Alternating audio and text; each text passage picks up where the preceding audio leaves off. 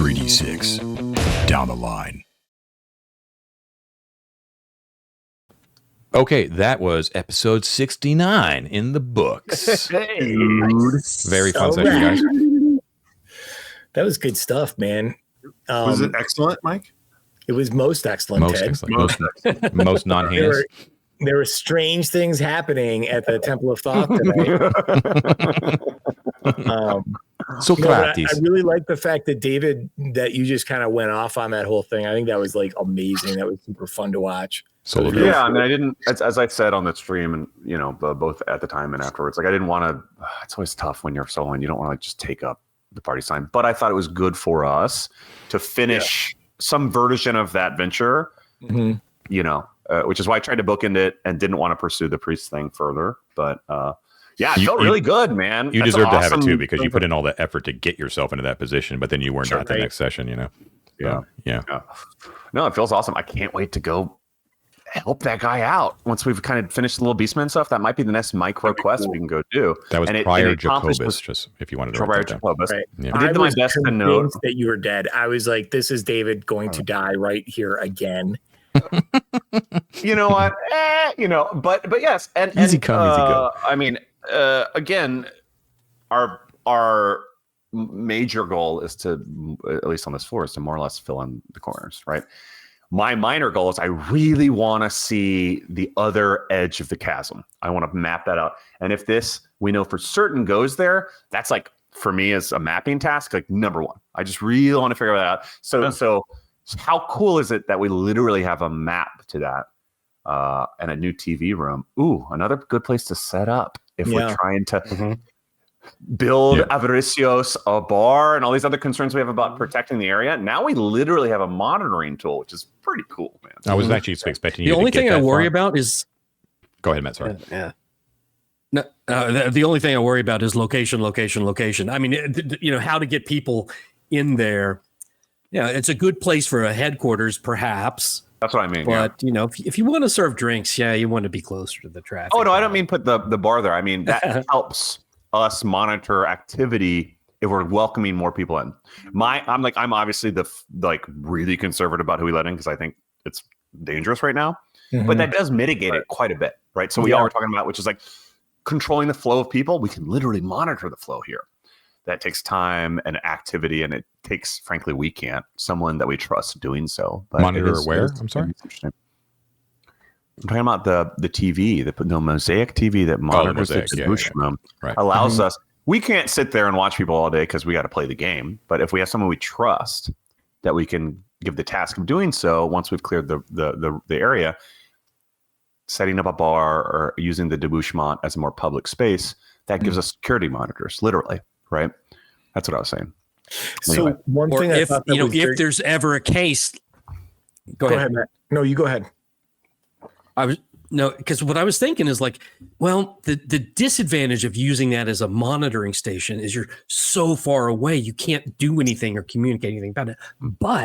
But if things ever go south with the goblins or go south with the beastmen, and we need a place where we can hide out, that is a good spot, because there we can see what they're doing, and if they're massing to come up, and we have a way out potentially through the chasm. If 100%. And I also, this is a longer topic, but it hadn't occurred to me until he found that, like, construction projects that are overt are one thing. I've never considered in D&D what it might look like to build my own secret door, to like block passage to a space discreetly. You know what I mean? Because we're not going to be able to do stonework, right? But how might we camouflage an egress, right, to look like something else with wood or whatever else? Yeah. Here's the problem with secret doors and things like that is you have to kill the guy who built it afterwards. Intro. Sure. So one thing I was thinking that was super interesting. Cheeks. Oh, sorry. Go ahead, Matt.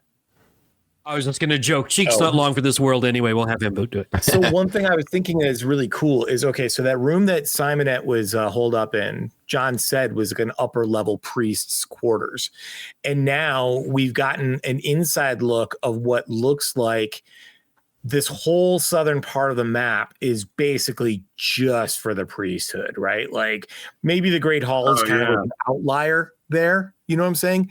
Because it seems like a really big and ornate space that's only being used by a priesthood. But the fact that just south of that is a upper level priest's quarters, the TV room is a monitoring system for the debauch where the public would be coming in, and then a secret library to the east of that. And then who else knows what's north of there? So I'm just saying is like when you're looking at like the layout of this whole thing, you can see that the public spaces are centering around the debauch. There's going to be a big public temple to the west for the people to go worship Thoth. Then there's a secret, like like a burial place. The Mott feathers, like those are all things that people visiting the temple will want to go and participate in. Sorry, go ahead. I'm rambling. No, you're great. It's a bit, I mean, it is just fully a pivot, but agree. Something that immediately put off the alarms for me that I'm curious about you guys, your guys' thoughts on. In the codex, right? Which we're very clear that basically all of the information in the codex is describing, right? It's not literally liturgies, all these, et cetera, et cetera, et cetera. It's describing all of these functions, et cetera, et cetera. We can investigate. There is still one explicit song, the Cantor's Lament, and it's mentioned in a passage not. Or it may be adjacent to, maybe it's not. Maybe it's just a coincidence of John's description. But we first have notes that are vague, that only describe that it's possible, but don't describe how, about summoning guardians. And then we get a Close Encounters of the Third Kind harmonic resonance sequence. I'm not joking. I think that song is a technological tool. I really do.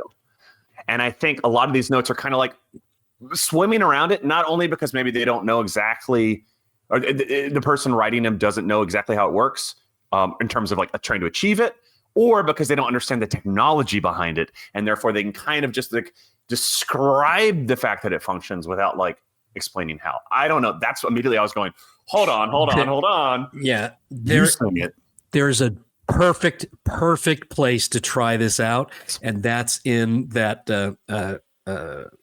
parallelogram room with the obelisk in it. That seems like a place. They seem like choir benches. That seems like the kind of thing that might be sonically activated. I agree with you, David. Yes. And that would be a good place to also just thematically, we have to reiterate that all of the Thothian cloisters have, in a divine sense, they have astrological correlations. But let's look at that literally. We know there are spaceships here, guys. Yeah. Right? The Thothian temple having a relationship with space and stars is right here. Alien, man. No, I know, but exactly. So again, like, how do we pursue this? In what way do we? We have a god phone that's Thoth. We have the alien ships all crashing around. I mean, there's so much about the Thothian priesthood that relates to this. Again, I'm beating it at a horse, but now I want to look at every star map now, right? Like, there's something interesting here. Yeah. I do think, okay, like if we're just talking about priorities here, here's kind of where I think my head's at. Number one, God, it's going to be really hard to not try and engage with that secret area that the ghost is trying to tell you to go to. That feels to me like that's all right. We gotta go deal with the beastmen thing and the goblin thing, right? But laying to rest the spirit to me would just be so fucking satisfying. Like if we could figure out a way to do that, would be amazing. Not to mention we get full access to that study without worrying about it turning on us and eating us, right? Yes. That's number one. And then number two, I kind of want to go investigate the green swimming pool thing because we've never really engaged with that room. And I'm wondering, like, we know the teleport pyramid room really well. We've got maybe about a bead on that one obelisk room, the parallelogram room, but the missing piece to the mystery of that little section might be the pool. And then it may relate to the fire pit, right? We might have elemental like themes here. Oh yeah, that's really smart. Dude.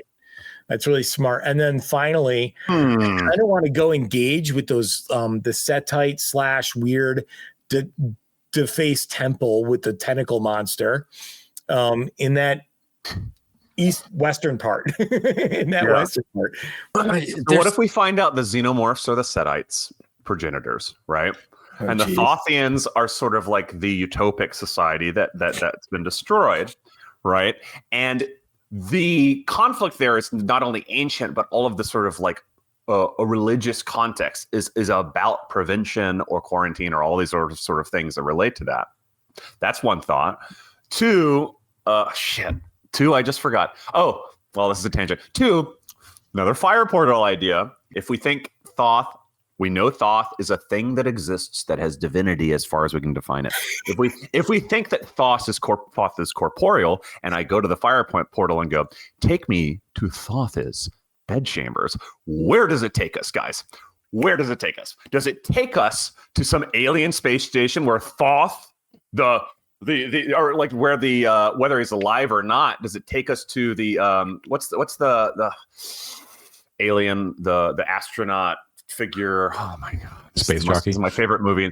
Does it take us to the Space Jockey? Right, like the engineers. Is this right? The engineers? Does it take us to the engineers? This is literally my favorite movie. I can't believe I just did this on camera. I'm gonna go. Oh, embarrassing. Yes. You know what I mean? Though, like let's think about this stuff. Okay, everyone else wanted to talk. Sorry. Yeah. I gotta say, because I've been like going back over things. There are so many huge things right now, huge things, even larger than even like the Goblin Alliance that we have. I want to take care of that so fast because, guys, remember, we have the teleportation address to take us right back to the location and the bead that we have on the I can't even remember the name of them, the artifacts, the what are they called? The thing for Arden, right? Like the artifacts, regalia, the regalia. Right? So there's that, which is huge. There's also the butt note. Guys, we haven't done anything yet on the butt note, right? Right? I mean, the butt note is huge. Yes, there's a lot. There's a lot we got to do, but I think to your point, Matt, 100%. And so being efficient, as you know, to do this as we have been for us, especially with these like peace missions, right? Like is the immediate priority, but insulates us to do a lot of that in a really good way. So I think we've done a pretty darn good job so far at like setting up an architecture of safety for ourselves. Even though everyone thought we'd all die because we didn't listen to the dragon. Look at us now. Look at us now doing real politics. Baby, look at us now. 3 days ago. The dragon is still up there, man. He's still mad. I could give a shit about that guy. I got the Thoth-alien Podians coming down with their pulse. Fresh air is for losers. Dude, what if we use that plastic key to get access to the spaceships? And they're all written in hieroglyphs on the dashboard. There are language systems that the Thoth-alien priests can probably. But this is the whole thing. If the thesis I had earlier, which is, I know it's a stretch, but if the thesis I had earlier is this, whether it's a binary like Setite versus, Thoth-alien, but if we got a xenomorph species, we already know from the tubes we still haven't returned to. Speaking of Matt, that there are different species. Yeah. At least in silhouette here. So we understand that there is a diversity of space thing. We don't understand what they are, right? But let's be real. They're related, right? So let's find it out. And who would be in Congress with, who would be in communication with, if it is again a correlation of religion and what languages, what symbols, blah blah blah blah blah blah. It's very cool. I'll tell you, very cool.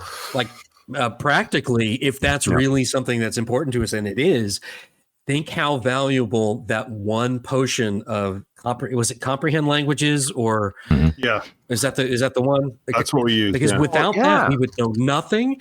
And so, whichever magic users we have that can either learn that spell or research it or whatever, that's going to be huge and the key to any of that alien stuff that we ever want to do. Yeah, it turns out Arden is the first semiotic dungeon, right? It's all about language and like finding a cipher. Why would that not be a clerical spell? That's just so stupid. It's like, why would you not make comprehend languages a clerical spell?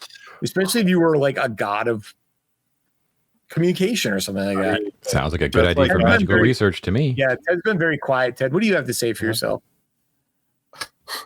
Well, I was going to make a joke about blowing up all the clerical scrolls. So, yeah. Thanks. Oh, it hurts so much. It hurts so bad. You shouldn't have asked me what they were.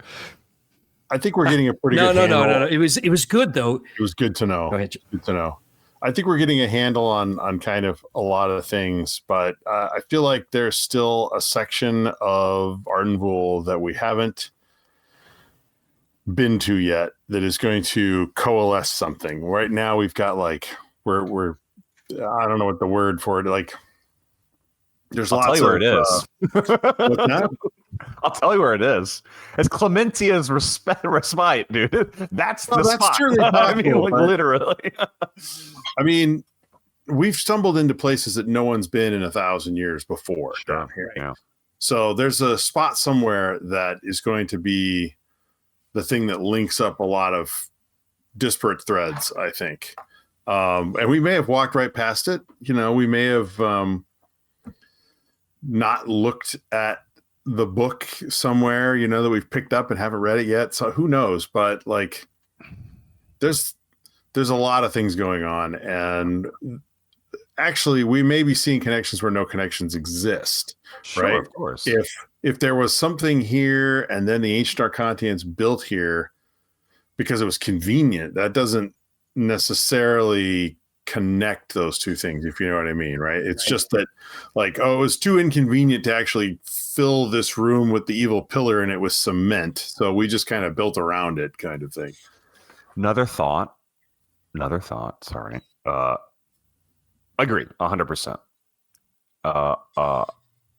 And yeah, like again, finding the cipher is the most important part. And I'm fixated.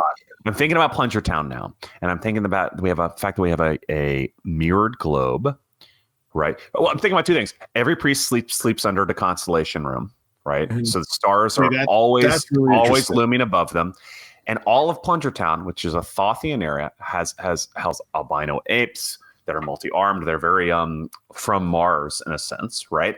And at the center of Plunger Town, where again all of the Thoth-alien libraries are, we have a well of light, which we're assuming are affiliated with the sun and not some other light source or position of a star or a moon or whatever else that could be emanating from the sky. I don't know, right?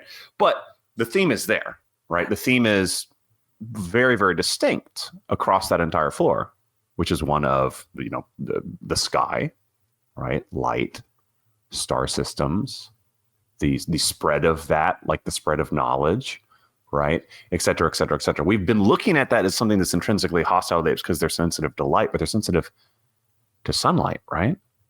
What about moonlight? What about moonlight? Right.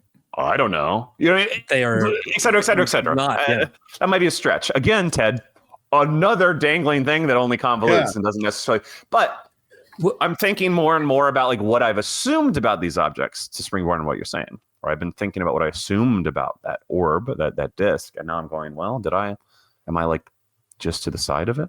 You know, I don't know. Good shit. Well, you know, that does bring up, you know, another one of those dangling carrots. There's so many right now. Thank you, John. But you know, we now have knowledge of 2 additional direct entrances into Plunger Town. We have this one to the south. Mm-hmm. And we have that one up to the northwest that leads to 2 disparate parts. I'm really curious about those stairs go to Plunger Town. That's a hypothesis. Absolutely, absolutely, we do. They go up. Plunger Town is up from here.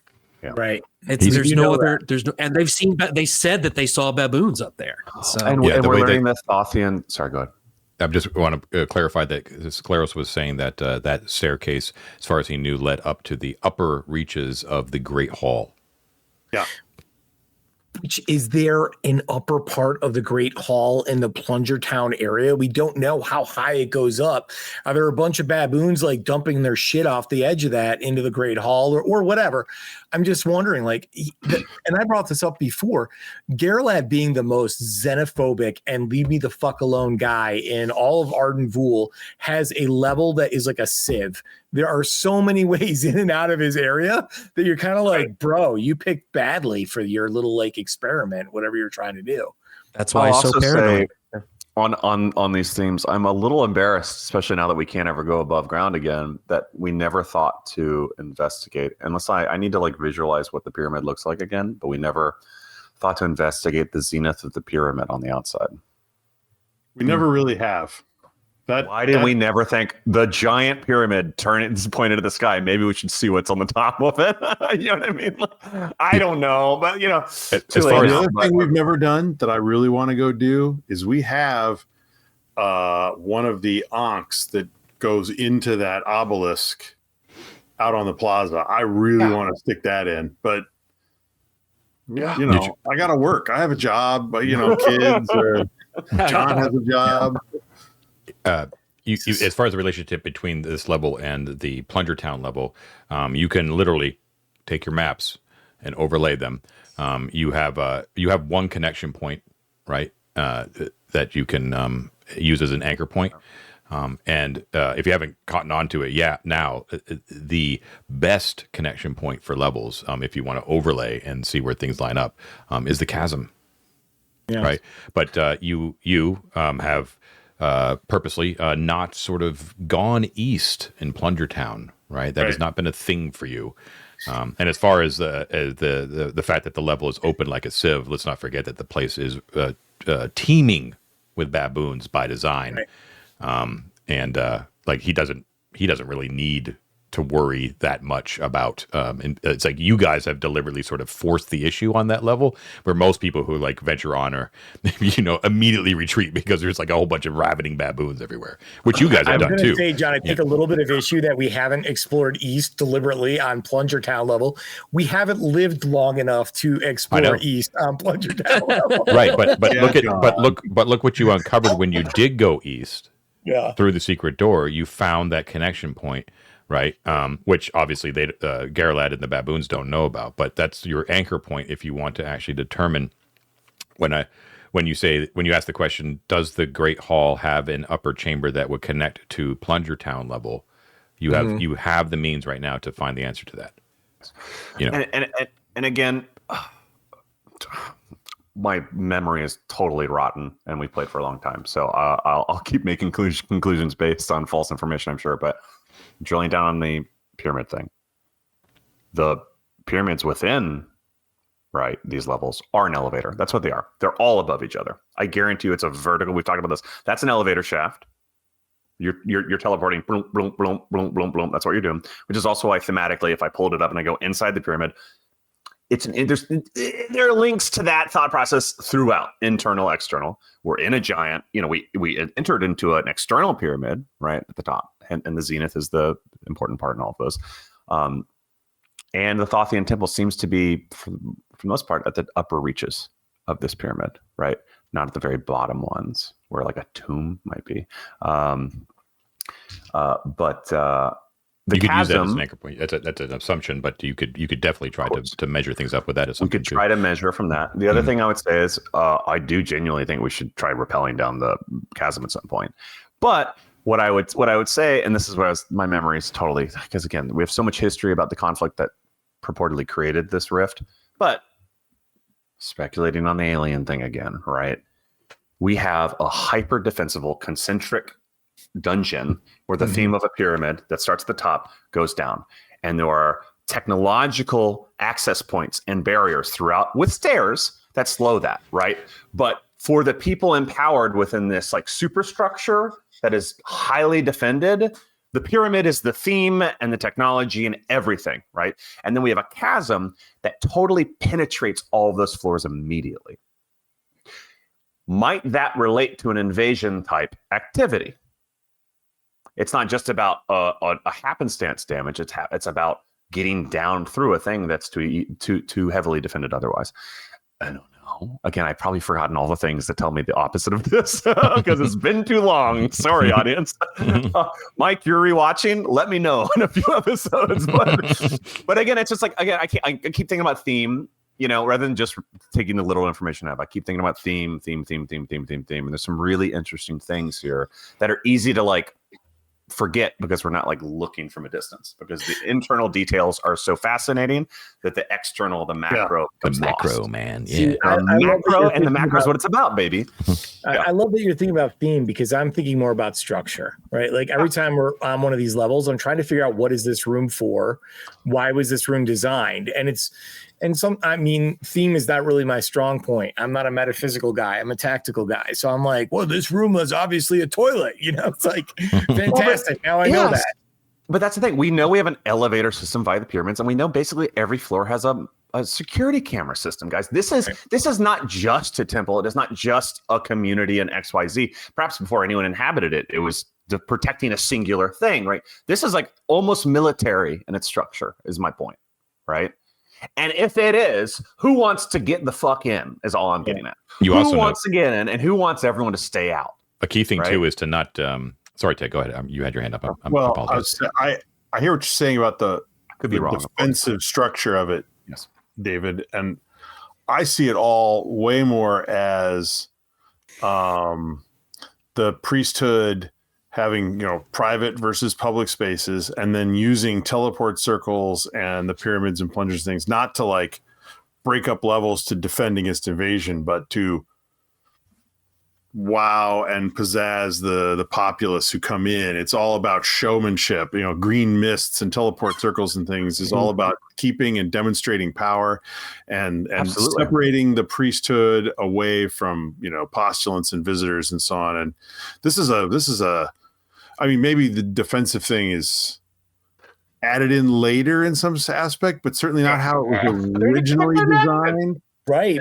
But you're talking about soft power. Let me give you a little bit of hard power, Ted. A hangar full of spaceships. Yeah. There's literally bay doors that open up to shoot spaceships out of this fucking mountain. Both things can coexist. Turns out most nations have both, right? So as a diplomat, absolutely what you're talking about, the soft power, the introduction, the pomp, the circumstance, and what you're talking about too is really important.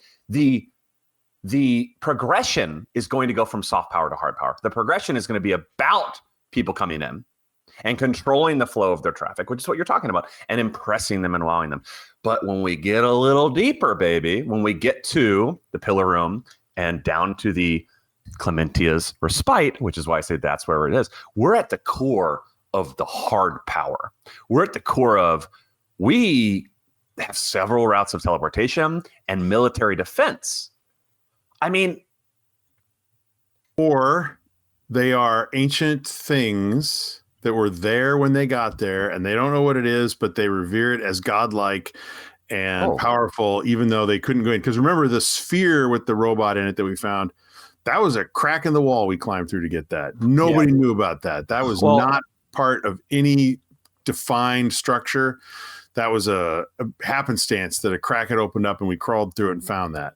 No. I agree. I'm saying both can be true, and we don't have a timeline for how one piece exists within the context of the other. Exactly. However, again, this entire plateau could at one time lift off, from the ground and be a fucking ship, dude, that has since deteriorated into caverns, right, over millennia. Right, which is to say that some structures seem to imply a cohesive whole, and some seem to imply parts. Right.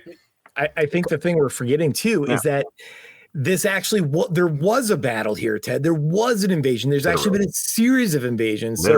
So as far as defensive structure, first there was the war against the Hoppers, which might have been the aliens for all we know. We don't know. And then second of all, there was their own internal conflict, which is what the whole reason why the whole place collapsed this last time. I'm just like, man, there have been armies marching around in this place for like thousands of years. And we know that because we're trying to get what's his nuts regalia, right? I mean, what is the regalia? the power to fucking take this thing off. I'm telling you right. The reason there's a symbol, motherfuckers, we gotta go back to, we gotta go back. We gotta go back. That's all I'm saying. And yeah, well, Ted, truly good points. All I'm getting at is generally incredibly large militaries over multiple generations don't have a really vested interest in a thing because it's just culturally relevant. It's just because it's symbolic. Generally, the symbolism is what they attribute to the thing of power. They build their own symbols over those millennia and attach them to the thing, to your point, whether it be an alien thing they're worshiping as a god or a giant radioactive fusion engine at the core of the fucking mountain or whatever, right? That turns people into superhumans. Guys, don't forget the right? Arcanum. Yeah, and that's in the Arcanum, exactly. Like, are these all just fissile material, right? Like, we don't fucking know, dude. Anyway, yeah, it's good stuff. Well, go, Matt. Also, sorry, I mean, remember, yeah, I think we all are because it's so cool. But the thing to remember is how long this history is. This is not a monolithic thing. This is a place that had valuable resources that multiple things happened to, right? One of the things seems to be that this spaceship kind of crashed into it because there are all these disparate, not only separated by history, but also geographic and all these clear signs that we've seen as we've done our dungeoneering that massive shifts happen. The chasm, these places that are like melted by heat and shifted in big major ways. There have been a number of calamities that have happened here. And it's not one monolithic thing. 100%. And if you think about themes, right? Because here's the place where you think about themes. And with the author, everything's going to be a microcosm of everything else. Sure. So the same way that there are current factions that each have their own motivation and they each have their own location. I think if you look at it historically, the dungeon itself is going to be an anagram of that kind of different things working against each other and existing throughout history and kind of at the same contemporary time. So it's all this stuff like jammed together, and architecturally it kind of works like factions. Yes. And the last thing, because I know we're running long. Sorry, John. Just wink at me. But it's so exciting to speculate here. Another wild left field thing, let's say. DS9 is in orbit above a primitive planet, or the Death Star is. And no, I'm serious. We're talking about these. Yeah. No. And there is a serious galactic conflict on this space base, right? Which comes crashing into the planetoid, right? And is obliterated for the most part, right?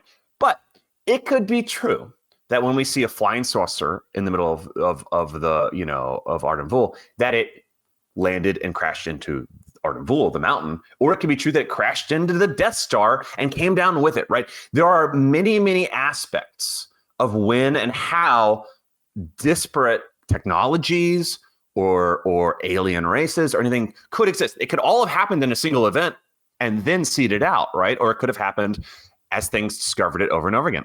It was aliens, man. It was aliens. Of course. What if Richard Barton know is that, like listening to this? I'm no longer, having an edible before making this, this conclusion. We know it's true. What if Richard Barton is like listening to this whole thing and just being like, "Where the fuck do these guys get all this shit? I don't even know." All I'm saying is he's like, "Did I write that? Cisco is named." Cisco is named Cisco for a reason, is all I'm saying. Khan is named Khan. Kerbal Khan is named Khan for a reason, all right? I will find Court in this fucking dungeon. I will find Court, and I will drink with him.